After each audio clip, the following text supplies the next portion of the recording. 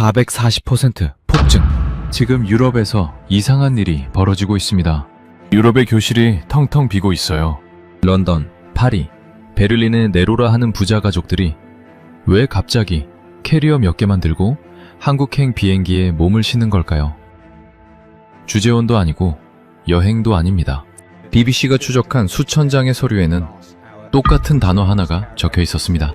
유럽 중산층의 인생을 통째로 바꿔버린 그 기막힌 단어의 정체.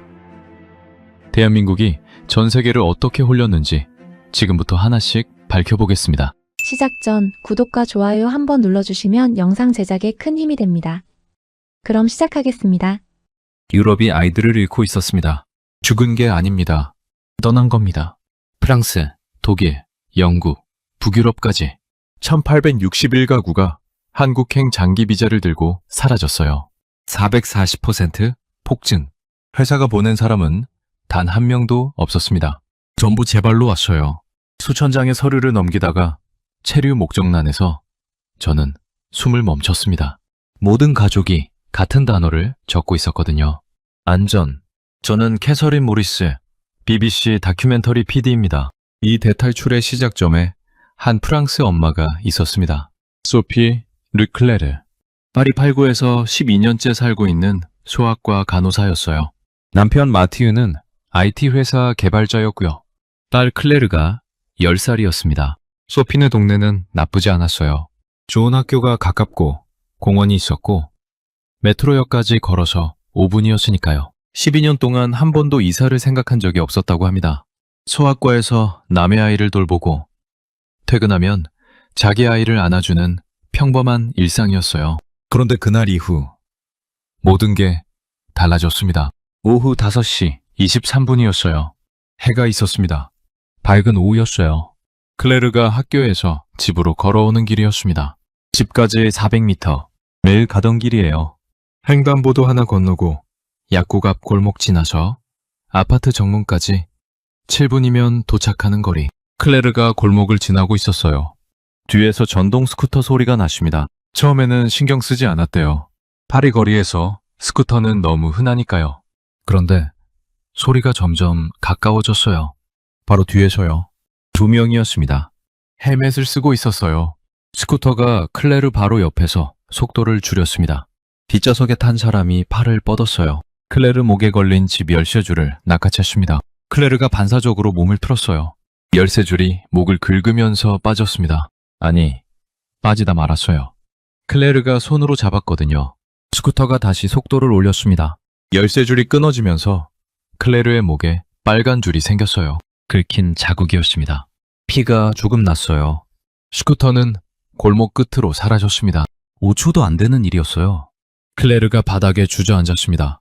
끊어진 열쇠줄 반쪽을 쥔 채로요. 울지도 못했대요. 소리가 안 나왔다고 합니다. 약국 주인이 가게 앞을 쓸다가 발견했어요. 아이가 바닥에 앉아있고 목에서 피가 나고 있었으니까요. 약국 주인이 소피에게 전화했습니다. 소피의 전화기가 울린 건 5시 28분이었어요.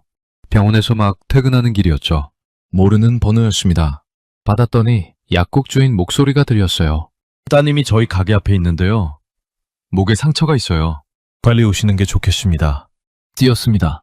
병원에서 약국까지 12분 거리를 7분 만에 뛰었어요. 도착했을 때 클레르는 약국 안 의자에 앉아 있었습니다. 약국 주인이 목에 소독약을 발라준 상태였어요. 12년 동안 소아과에서 수백 명의 아이를 소독해준 소피였는데 정작 자기 딸 목의 상처 앞에서는 손이 떨렸다고 합니다. 클레르가 소피 얼굴을 보자마자 울음이 터졌어요. 참고 있던 게 한꺼번에 나온 거죠. 엄마, 목이 아파. 소피가 안았습니다. 클레르의 손에는 끊어진 열쇠줄 반쪽이 아직 쥐어져 있었어요. 경찰에 신고했습니다. 40분 후에 경찰관이 왔어요. 기록을 적었습니다. CCTV를 확인하겠다고 했어요. 스쿠터 번호판은 가려져 있었을 가능성이 높다고도 했고요. 그게 끝이었습니다. 수사가 어떻게 됐는지, 범인을 잡았는지 아무 연락도 없었어요. 그날 밤부터 클레르가 달라졌습니다. 밤에 잠을 못 잤어요. 새벽 2시에 깨서 울었습니다. 무슨 꿈 꿨냐고 물었더니 스쿠터 소리가 들려 라고만 반복했어요. 다음 날도 그 다음 날도 같은 악몽이었습니다. 아침이면 배가 아프다고 했어요. 체온계를 대보면 열은 없었습니다. 학교 가기 싫다고 했어요. 현관 앞에서 신발을 신다가 멈추고 서 있었습니다. 한 발짝도 못 떼는 거예요. 밖에서 스쿠터 소리가 나면 온몸이 굳었어요. 일반 오토바이 소리에도 눈이 커지면서 소피의 팔을 잡아당겼습니다. 엄마, 스쿠터야. 아닌데. 그냥 오토바이인데. 설명해도 소용없었어요. 클레르의 귀에는 전부 그날의 스쿠터 소리였습니다. 소피는 이때까지만 해도 시간이 해결해 줄 거라고 생각했대요. 아이들은 회복력이 빠르니까 한 달이면 괜찮아지겠지. 소아과에서 12년 동안 아이들을 봐왔으니 그 정도는 알고 있다고 믿었어요. 그런데 한 달이 지나도 클레르는 현관문 앞에 서 있었습니다. 2달이 지났을 때 소피는 깨달았어요. 남의 아이. 상처는 소독할 수 있었지만 자기 딸의 공포는 치료할 수 없다는 걸. 일주일 후 담임 선생님에게서 전화가 왔습니다. 르클레르 부인. 클레르가 수업 시간에 계속 창밖을 봐요. 집중을 전혀 못합니다. 소피는 다음 날부터 직접 데려다 주기 시작했어요. 아침에 클레르 손을 잡고 학교까지 걸어갔습니다. 수업이 끝나면 교문 앞에서 기다렸다가 같이 집에 왔어요. 매일요. 문제는 병원 근무 시간이었습니다. 소피는 소아과에서 오후 진료를 담당하고 있었거든요. 클레르를 데리러 가려면 진료를 일찍 끝내거나 동료에게 부탁해야 했어요. 처음 2주는 동료들이 이해해줬습니다. 3주째부터 수간호사에게 불려갔어요. 소피, 오후 진료에 환자가 밀리고 있어요. 다른 간호사들한테도 부담이 가고 있고요. 맞는 말이었습니다. 그래서 더 답이 없었어요. 2달이 지났습니다. 클레르는 여전히 혼자 밖에 나가지 못했어요. 한 번은 클레르에게 말했습니다. 아래층 빵집에서 바게트 하나만 사다 줄 수 있어?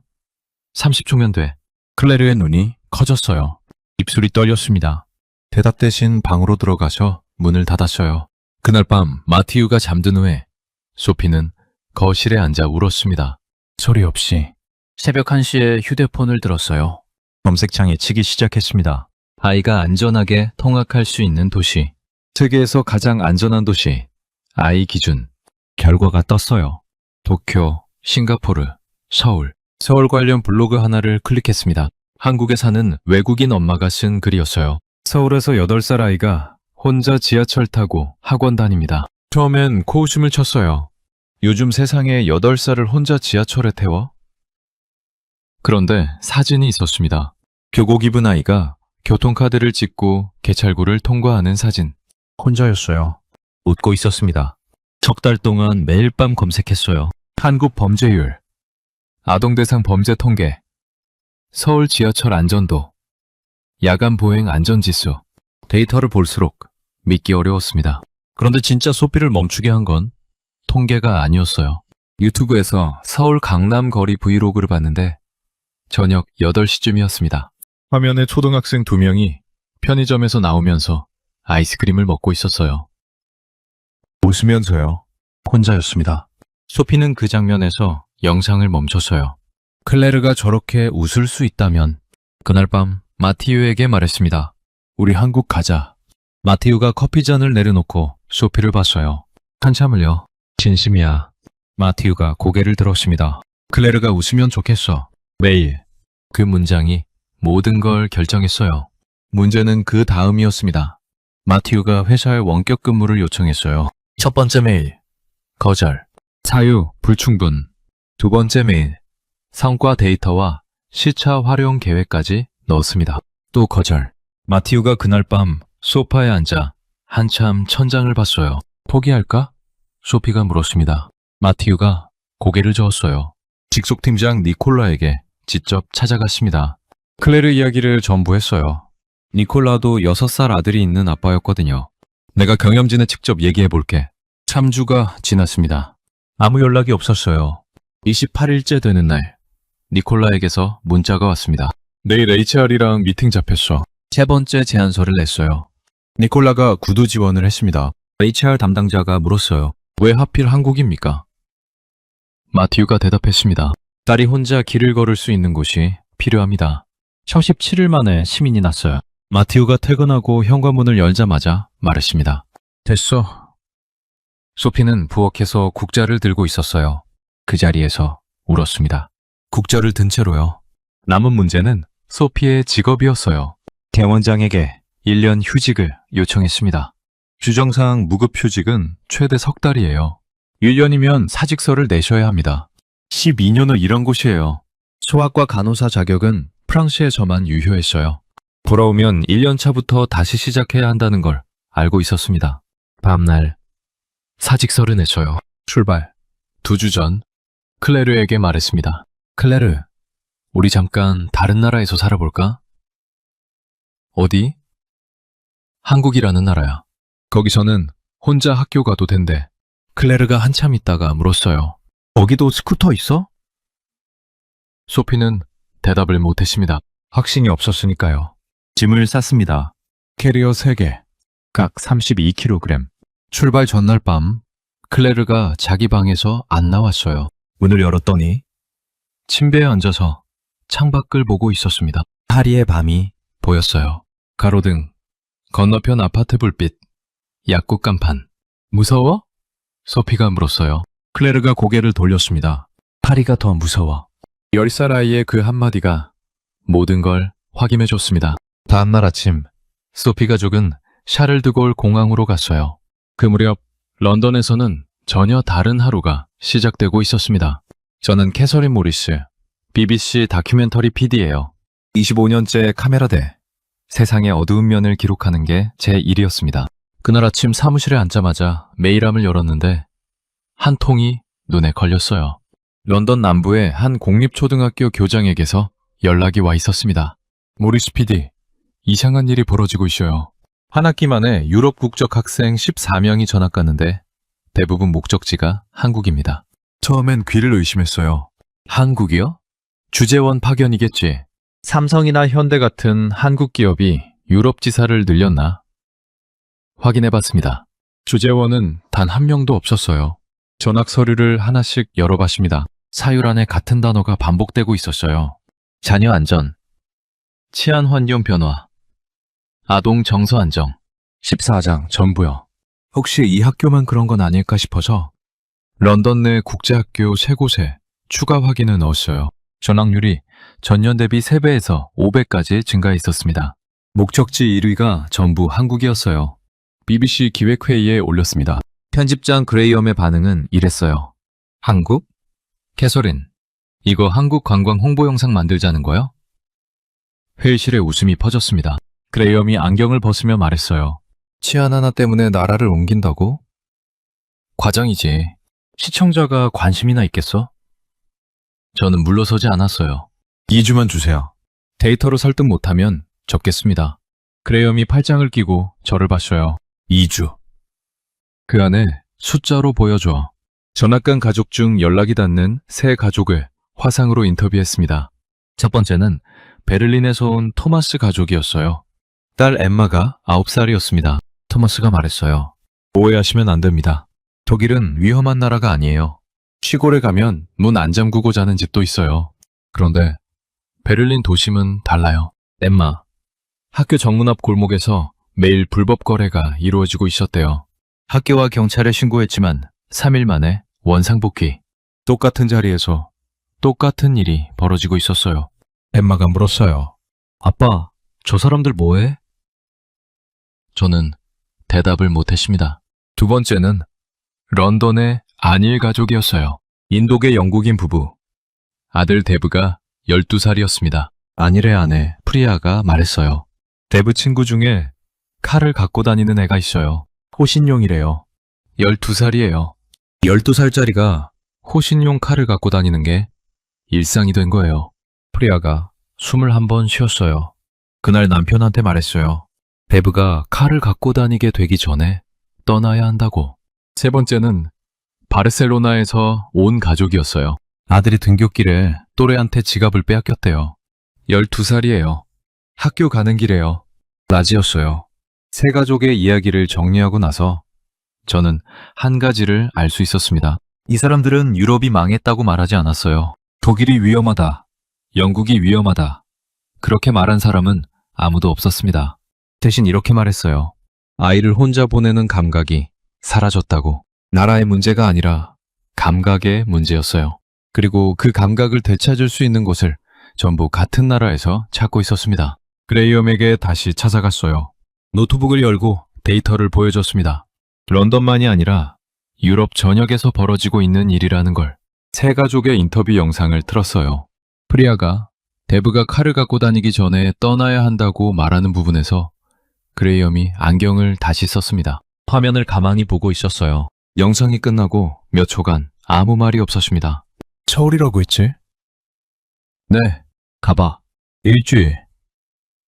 인천행 비행기표를 끊었습니다. 카메라 2대, 녹음기 하나, 노트북 하나.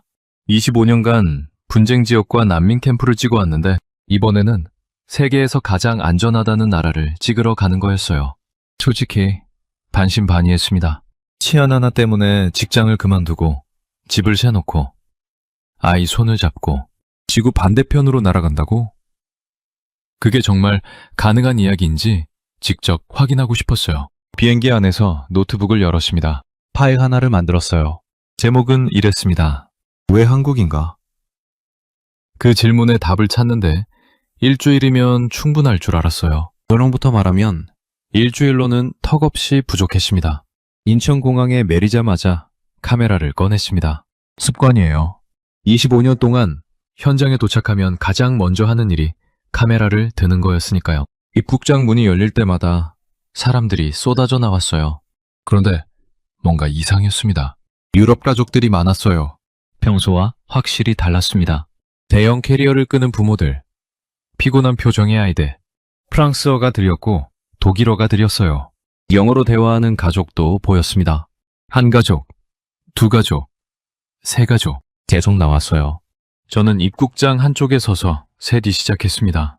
1시간 동안 유럽 가족 11팀을 셌어요. 관광객 차림이 아니었습니다. 캐리어가 너무 컸고 너무 많았어요. 여행이 아니라 이사를 온 사람들의 짐이었습니다. 카메라를 돌리고 있는데 제 옆에서 한 독일 가족이 멈춰섰어요. 10살쯤 되어 보이는 딸이 엄마에게 물었습니다. 엄마, 여기가 서울이야? 드디어 도착했어. 엄마가 딸의 머리를 쓸어내리며 말했어요. 여기는 진짜 안전해. 이제 무서워하지 않아도 돼. 저는 그 가족이 멀어지는 걸 보면서 카메라를 내렸습니다. 무서워하지 않아도 되는 곳. 이 한마디를 위해 지구 반대편에서 날아온 거구나. 다음날 서울 강남에 있는 국제학교를 찾아갔어요. 입학 상담사 유진을 만났습니다. 유진은 이 학교에서 12년째 일하고 있었어요. 일본 주재원 가족, 미국 기업 가족, 중국 사업가 가족. 대부분 회사가 보내서 오는 사람들이었죠. 2년 계약, 3년 계약 끝나면 돌아가는 사람들. 패턴은 늘 같았다고 합니다. 그런데 올해 그 패턴이 깨졌어요. 유진이 컴퓨터 화면을 돌려 보여줬습니다. 입학 대기자 명단이었어요. 숫자가 떴습니다. 유배가 감이며 작년 같은 시기가 40명대였어요. 5배. 저는 숫자를 다시 봤습니다. 위정감이 맞았어요. 시스템 오류 아니에요? 저도 처음에 새로 고침 3번 눌렀어요. 유진이 쓴웃음을 지었습니다. 국적별 정렬 버튼을 눌렀어요. 목록이 재배열되면서 숫자들이 보였습니다. 프랑스 26가구, 독일 22가구, 영국 19가구, 스페인 12가구, 이탈리아 9가구, 네덜란드 6가구, 스웨덴 4가구, 유럽 국적만 98가구였어요. 전체의 거의 절반이었습니다. 12년 동안 이 학교는 일본, 미국, 중국 주재원 자녀가 주류였어요. 유럽은 고작 10%였고요. 그 10%가 48%가 된 겁니다. 1년 만에 파일을 하나씩 열어보기 시작했어요. 첫 번째, 프랑스 가족, 아버지 직업, 파리 소재, 핀테크 기업 개발자, 한국 근무지 없음, 비고란에 본사 재택 승인이라고 적혀 있었습니다. 두 번째, 독일 가족, 아버지 직업, 민헨 자동차 부품회사, 디자이너, 한국 근무지 없음, 비고란에 리모트 워크 1년. 세 번째, 영국 가족, 아버지 직업, 런던 금융 컨설팅 회사, 애널리스트, 한국 근무지 없음. 10개를 연속으로 열었습니다. 전부 똑같았어요. 주재원이 한 명도 없었습니다. 한국 지사 발령도 아니고 이직도 아니었어요. 전부 본국 회사를 유지한 채 재택으로 일하면서 한국에 온다는 거였습니다. 스스로 결정해서 회사를 설득해서 체류 목적란을 읽었어요. 자녀 안전한 교육 환경, 치안 안정지역 거주, 자녀 정서 안정을 위한 환경 변화. 모든 문장에 같은 단어가 들어가 있었습니다. 안전. 유진에게 물었어요. 이 사람들 전부 자발적으로 온 건가요? 네. 회사가 보낸 사람은 한 명도 없어요. 안전 하나 때문에 10,000km를 날아온다고요? 유진이 저를 봤습니다. 저도 처음엔 그렇게 생각했어요. 근데 203개 파일을 다 읽고 나면 생각이 달라져요. 유진이 스크롤을 내리다가 한 파일에서 멈췄어요. 이 가족 한번 보세요. 화면에 이름이 떴습니다. 소피 르클레르, 프랑스, 딸 10세, 체류 목적, 자녀, 정서 안정을 위한 환경 변화. 옆에 작은 메모가 하나 붙어 있었어요. 긴급, 아동 심리 상담, 병행 필요. 12년 동안 수천 건의 입학 서류를 받지만 체류 목적란 옆에 심리 상담 병행 필요라고 적힌 건 처음이었대요. 이 가족에게 무슨 일이 있었던 걸까? 저는 유진에게 말했습니다. 이 가족을 만나고 싶어요. 유진이 고개를 끄덕였어요. 다음 주에 상담 일정이 잡혀 있어요. 소개해드릴게요. 그날 밤 호텔로 돌아와서 노트북을 열었습니다. 왜 한국인가? 라고 적어둔 파일을 열었어요. 그 아래에 한 줄을 추가했습니다. 유제베마 가족, 전부 같은 단어. 안전. 일주일이면 충분할 줄 알았던 취재가 점점 깊어지고 있었습니다. 소피를 처음 만난 건 학교 근처 카페였어요. 유진이 자리를 마련해 줬습니다. 소피가 먼저 와 있었어요. 커피를 앞에 두고 있었는데 한 모금도 안 마신 것 같았습니다. 인천공항에서 봤던 유럽 가족들의 창백한 얼굴이 떠올랐어요. 소피도 비슷했습니다. 피곤해 보였지만 눈빛은 또렷했어요. 뭔가를 단단히 결심한 사람의 눈이었습니다. 카메라를 꺼내도 되겠냐고 물었어요. 소피가 고개를 끄덕였습니다. 녹화 버튼을 누르고 물었어요. 왜 한국에 오셨어요? 소피가 커피잔을 만지작거리다가 입을 열었습니다. 오후 5시 23분. 파리 89골목. 전동 스쿠터 2대. 클레르의 목에 남은 빨간 줄. 약국 주인의 전화. 떨리는 손에 쥐어진 끊어진 열쇠줄 반쪽. 그 이후의 악몽. 새벽 2시마다 스쿠터 소리가 들려 라고 울던 아이. 등교 거부. 현관 앞에서 신발을 신다 멈추는 아이. 석 달간의 검색. 마티유의 회사 설득. 47일. 그리고 사직. 다 듣고 나서 저는 한참 아무 말도 못했어요. 카메라가 돌아가고 있다는 것도 잊었습니다. 소피가 말했어요. 12년 동안 소아과에서 남의 아이 상처를 소독해줬어요. 수백 명이요. 근데 제 딸 목에서 피가 날 때는 손이 떨렸어요. 아무것도 못했어요. 인터뷰를 마치고 나서 저는 직접 서울 거리를 걸어보기로 했습니다. 카메라를 들고 강남 학원가로 나갔어요. 오후 4시쯤이었습니다.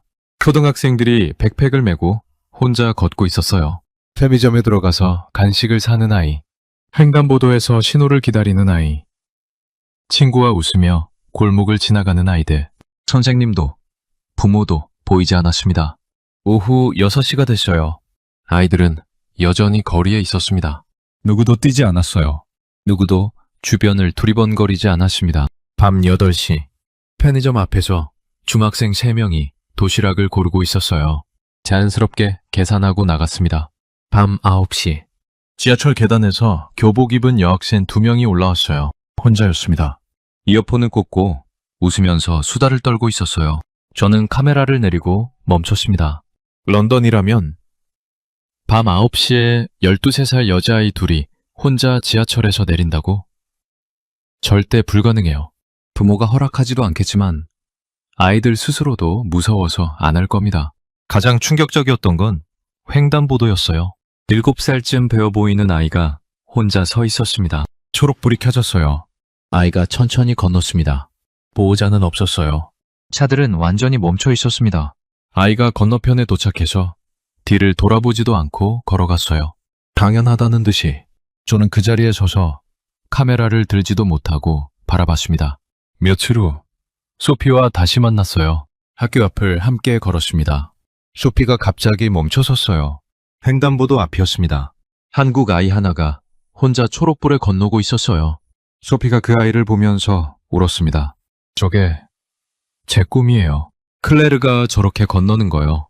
혼자서 무서워하지 않고. 그런데 소피의 서울 생활이 순탄하기만 한 건 아니었습니다. 마트에서 제품 라벨을 못 읽어서 섬유 유연제를 식초인 줄 알고 샀어요. 영어 되는 병원을 찾는데 이틀이 걸렸습니다. 아파트 관리실에서 분리수거 경고를 받았는데 경고문이 한국어라 번역기를 돌려도 반밖에 이해가 안 됐어요. 마티우는 매일 새벽 4시에 일어났습니다. 파리 본사 시차 때문이었어요. 동네 카페에 가봤는데 메뉴판을 못 읽어서 아메리카노만 3번 시켰대요. 소피가 커피를 처음으로 한 모금 마시며 말했어요. 가끔 생각해요. 파리로 돌아갈까? 거기는 적어도 말이 통하잖아요. 이웃도 알고 슈퍼마켓도 알고 병원도 알고. 저는 물었습니다. 돌아가고 싶으세요? 소피가 한참 대답을 안 했어요. 카페 창밖을 봤습니다. 밖에 초등학생 2명이 걸어가고 있었어요. 백팩을 메고 아이스크림을 먹으면서요. 웃고 있었습니다. 혼자서 소피가 그 아이들을 보면서 말했어요. 아니요. 돌아가고 싶진 않아요. 왜요? 클레르가 악몽을 안고요. 소피가 절 봤습니다. 서울 온 첫날 밤부터요. 한 번도 안 깼어요. 파리에서는 매일 밤이었거든요. 새벽 2시에 깨서 울고 제가 안아주고 다시 재우고 여기 와서 그게 멈췄어요. 완전히요? 완전히요. 첫날 밤부터요. 소피가 창밖의 아이들을 다시 봤어요. 마트에서 라벨 못 읽는 건 참을 수 있어요. 병원 찾는데 이틀 걸리는 것도요. 분리수거 경고도요. 마티우가 새벽에 일어나는 것도요. 다 참을 수 있어요. 잠시 멈추고 말했습니다. 근데 클레르가 악몽 꾸는 건 못 참아요. 그게 멈췄으면 여기가 맞는 거예요. 카메라를 끄고 호텔로 돌아오는 길이었어요. 강남 거리를 걸었습니다. 초등학생 한 명이 편의점에서 나오고 있었어요. 우유를 들고 엄마에게 전화하면서 걷고 있었습니다. 혼자. 저녁 8시. 25년 동안 분쟁 지역을 찍어왔는데 이 평범한 풍경 앞에서 처음으로 카메라를 들 수 없었어요. 이건 취재가 아니라 어떤 감정이 되고 있었습니다. 그날 밤이었어요. 호텔 침대에 앉아서 그날 촬영한 영상을 정리하고 있었습니다. 횡단보도를 혼자 건너는 7살 아이. 밤 9시에 지하철에서 내리는 여학생들. 편의점 앞에서 도시락을 고르는 중학생들. 런던에서는 상상할 수 없는 장면들이었어요. 파일 이름을 하나씩 붙이고 있는데 전화가 울렸습니다. 런던이었어요. 언니 레이첼이었습니다. 레이첼은 싱글맘이에요. 딸 올리비아가 10살이고 제가 런던에 있을 때는 등하교를 자주 도와줬어요. 올리비아를 친딸처럼 아꼈습니다. 주말이면 같이 공원 가고 제 집에서 영화 보고 학교 행사에도 제가 갔어요. 레이첼이 야근할 때는 제가 올리비아를 재웠습니다. 그만큼 가까웠어요. 전화를 받았는데 레이첼 목소리가 이상했어요. 떨리고 있었습니다. 캐서린, 올리비아한테 일이 있었어? 심장이 내려앉았어요. 무슨 일? 올리비아가 학교 귀갓길에 또래 무리에게 위협을 당한 거였어요. 4-5명이었대요. 가방을 뺏기진 않았지만 거칠게 밀쳤습니다. 올리비아가 바닥에 넘어졌어요. 무릎이 까졌고요. 아이들이 웃으면서 지나갔대요. 올리비아가 울면서 집까지 뛰어왔습니다. 지금은 괜찮아? 몸은 괜찮아. 무릎 까진 거니까. 근데 레이첼이 말을 멈췄어요. 근데? 밖에 안 나가려고 해. 오늘 아침에 학교 가자고 했더니 현관에서 안 움직여. 저는 아무 말도 못했어요. 현관 앞에서 신발을 신다 멈추는 아이. 소피가 했던 이야기가 그대로 겹쳤습니다. 클레르와 올리비아 사이에 9,500km가 있었는데 같은 장면이 벌어지고 있었어요. 레이첼, 나 지금 거기 못 가서 미안해. 괜찮아. 네 탓 아니야. 괜찮지 않았어요. 내가 런던에 있었으면, 내가 데리러 갔었으면. 매일 등하교를 도와주던 이모가 지구 반대편에서 다큐를 찍고 있는 동안 올리비아가 길에서 밀쳐진 거였습니다.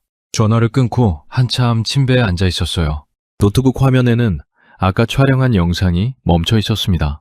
서울 거리에서 혼자 웃으며 걷는 초등학생. 그 아이와 올리비아가 겹쳤어요. 다음날 아침 카메라를 들고 나갔습니다. 강남 학원가를 다시 걸었어요. 초등학생들이 혼자 걷고 있었습니다. 편의점에서 간식을 사고 횡단보도를 건너고 골목을 지나가고 있었어요. 웃고 있었습니다. 카메라를 들다가 내려놓았어요. 올리비아가 자꾸 떠올랐습니다. 이 아이들처럼 웃으면서 걸을 수 있었던 올리비아가 지금은 현관문 앞에 서 있다는 게 직업적 거리감이라는 게 있어요.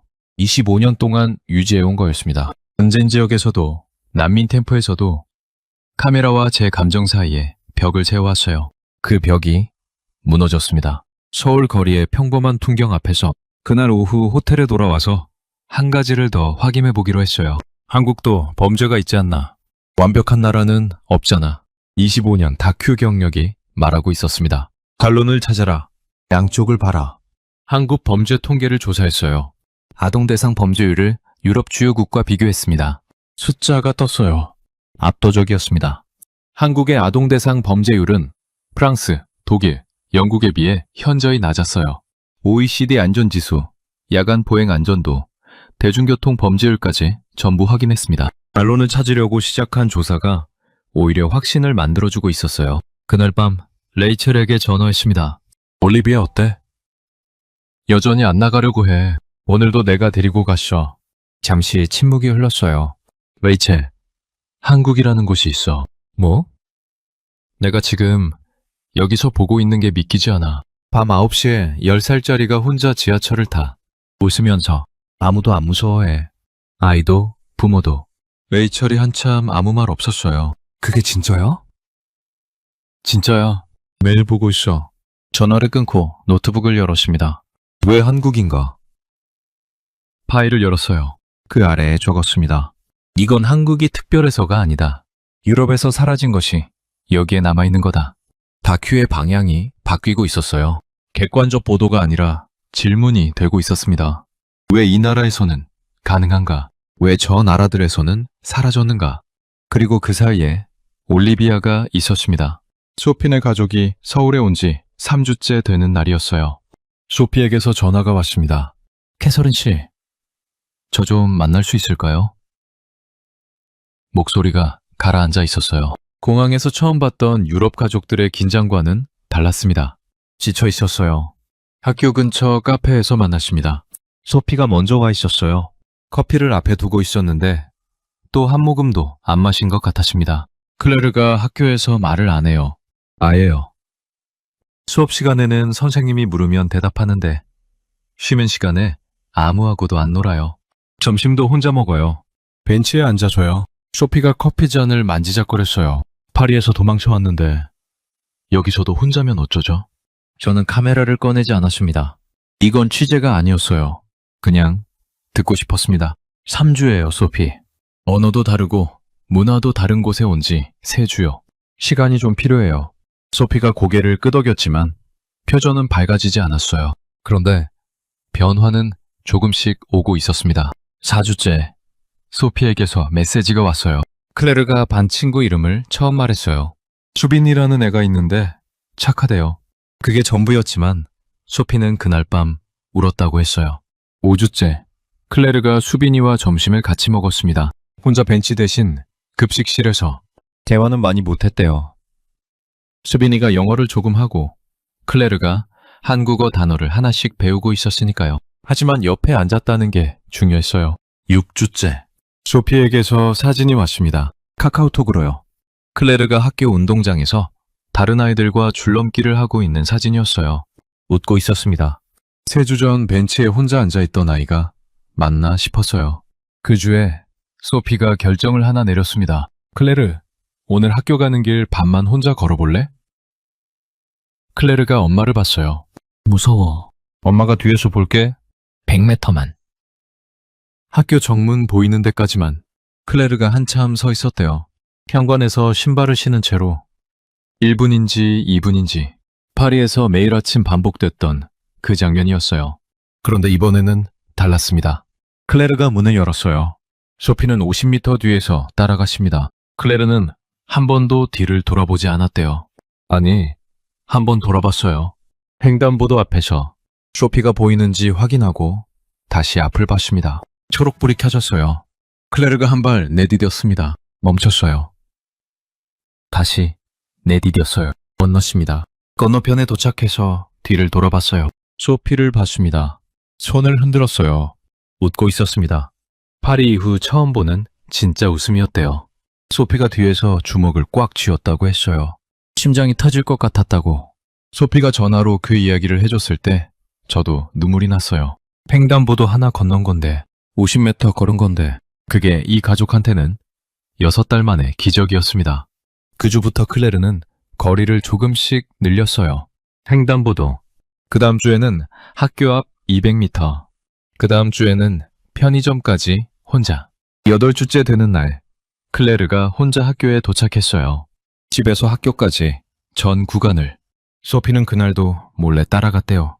300m 뒤에서 클레르가 학교 정문으로 들어가는 걸 확인하고 돌아섰어요. 그리고 결정적인 날이 왔습니다. 클레르가 혼자 서울 지하철을 탄 거예요. 파리에서는 스쿠터 사건 이후 메트로 자체를 거부했던 아이였어요. 지하에 밀폐된 공간, 모르는 사람들. 스쿠터가 아니어도 모든 소음이 공포였으니까요. 그 아이가 이어폰을 꽂고 교통카드를 찍고 개찰구를 통과했습니다. 소피가 그날 밤 전화했어요. 지금 클레르가 혼자 지하철 타고 집에 오고 있어요. 밤 9시예요. 목소리가 떨리고 있었습니다. 파리에서는 꿈도 못 꿀 일이에요. 같은 시기에 다른 가족들 소식도 들려왔어요. 토마스의 딸 엠마가 혼자 지하철을 타기 시작했습니다. 학원까지 2 정거장. 처음에는 토마스가 같은 칸에 모른 척 타고 있었대요. 사흘째 되니까 엠마가 눈치챘어요. 아빠 왜 여기 있어? 그 다음부터는 정말 혼자 탔습니다. 안일의 아들 데브는 친구와 밤 8시에 편의점에서 도시락을 사 먹었어요. 안일이 사진을 보여줬는데 데브가 삼각김밥을 들고 웃고 있었습니다. 런던에서는 상상도 못할 일이에요. 안일이 말했어요. 밤 8시에 12살 아이를 밖에 보내다니. 저는 그 사진들을 한참 봤어요. 카메라 뒤에서 25년을 보낸 사람이 카메라 없이 그냥 바라보고 있었습니다. 이 아이들 전부 몇 달 전까지 혼자 걷지 못했어요. 현관문 앞에서 멈추던 아이들이었습니다. 지금은 웃고 있었어요. 혼자서 밤에 서울에서 숫자를 정리해야 할 때가 왔습니다. 다큐에 넣을 데이터가 필요했어요. 출입국 관리사무소를 방문했습니다. 담당자를 만났어요. 40대 중반 남자 공무원이었습니다. 유럽 국적 장기 체류 비자 통계 좀 볼 수 있을까요? 담당자가 컴퓨터를 두드렸어요. 화면을 돌려 보여줬습니다. 전년도 유럽 국적 장기 체류 비자 발급 423건, 올해 1862건. 저는 숨을 멈췄어요. 조북 40% 증가잖아요. 네. 저희도 놀랐습니다. 특히 하반기부터 폭증했어요. 주요 국적은 프랑스 520건, 독일 490건, 영국 410건 순이었습니다. 케르자요 1위는 치안 안전과 삶의 질로 62%였어요. 자녀 교육이 28%, 유료 접근성이 7%, 기타 3%. 유진에게도 데이터를 요청했습니다. 유진의 엑셀 파일을 열어 보여줬어요. 입학한 50가구를 추적한 거였습니다. 비자를 연장한 가족 39가구, 78%. 본국으로 돌아간 가족 11가구. 그중 9가족은 부모 간병이나 가족 문제 때문이었어요. 한국이 싫어서 돌아간 가족은 단 2가족이었습니다. 만족도 평균 10점 만점에 9점. 가장 만족하는 요소 1위. 아이들 안전 100%였어요. 50가구 전부. 그리고 가장 놀라운 숫자가 하나 더 있었습니다. 주재원 비율 변화였어요. 작년 입학 가족 중 주재원이 78%, 자발적 체류가 22%였습니다. 올해는 주재원 32%, 자발적 체류 68%. 완전히 뒤바뀐 거예요. 더 이상 회사가 보내는 사람들이 아니었습니다. 스스로 결정하고 회사를 설득하고 집을 세놓고 비자를 받아서 아이 손을 잡고 비행기를 탄 사람들이었어요. 소피를 마지막으로 만났습니다. 5달 전 카페에서 처음 봤을 때와 완전히 다른 사람이었어요. 창백했던 얼굴이 밝아져 있었습니다. 파리 소학과 사직했어요. 정식으로요? 2달 전에. 정말요? 지금은 여기 학원에서 프랑스어 강사예요. 월급은 파리의 절반이에요. 후회 안 하세요? 소피가 웃었어요. 파리 아파트 월세가 2,500유로였어요. 여기는 전세라 월세가 없어요. 집비는 절반이고 병원비는 거의 안 들어요. 지난주에 클레르가 감기 걸렸는데 당일 진료에 2만 원이었어요. 파리였으면 예약이 일주일 후였을 거예요. 그래도 12년 경력인데요. 소피가 잠시 멈췄어요. 그리고 말했습니다. 클레르가 웃어요. 내일요. 한 박자 쉬고 이어갔어요. 파리에서는 일주일에 한 번 웃으면 다행이었어요. 여기 와서 전부 달라졌어요. 그때 소피 휴대폰이 울렸어요. 클레르, 학원 끝났어? 조심히 와. 전화를 끊고 말했습니다. 지금 혼자 지하철 타고 집에 오고 있어요. 밤 9시 10분에 파리에서 아파트 아래층 빵집도 못 가던 아이였어요. 비자 연장을 결정했다고 했습니다. 2년 더요.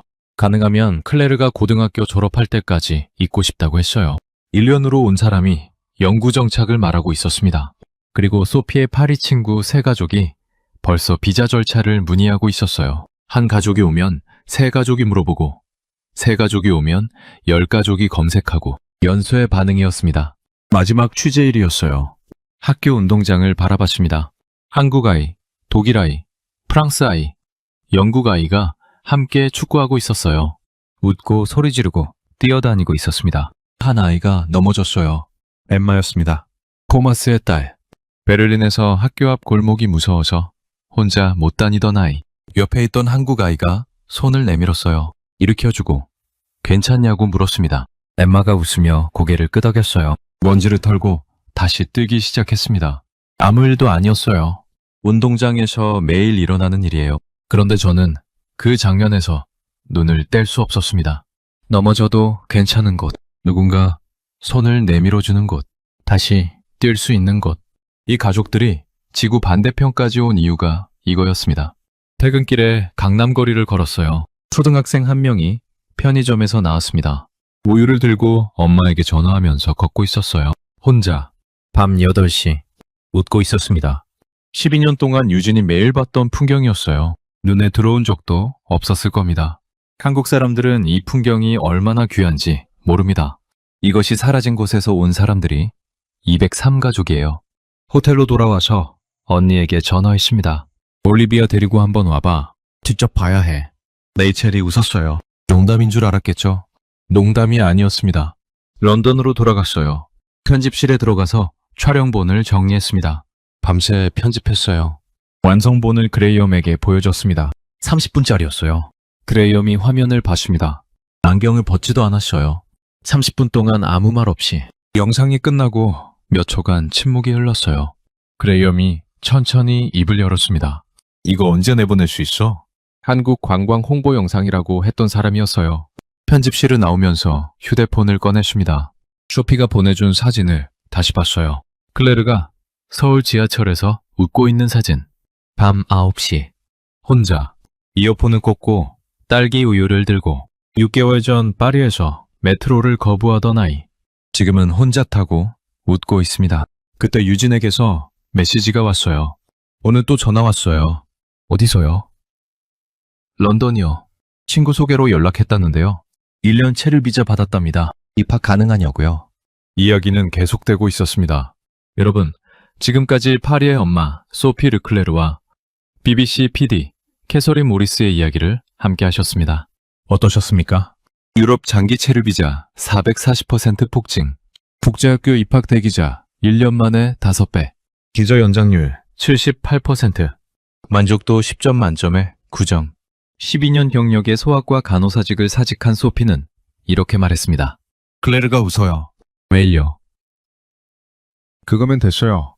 넘어져도 누군가 손을 내밀어주는 곳. 밤 9시에 아이가 혼자 지하철을 타고 웃으면서 돌아오는 곳. 우리에게는 너무 평범해서 한 번도 대단하다고 생각해 본 적 없는 이 일상이 9,500km를 날아온 누군가에게는 눈물이 나는 풍경이었습니다. 이 이야기를 듣고 가슴 한쪽이 뜨거워지셨다면 주변에 한 분만 공유해 주십시오.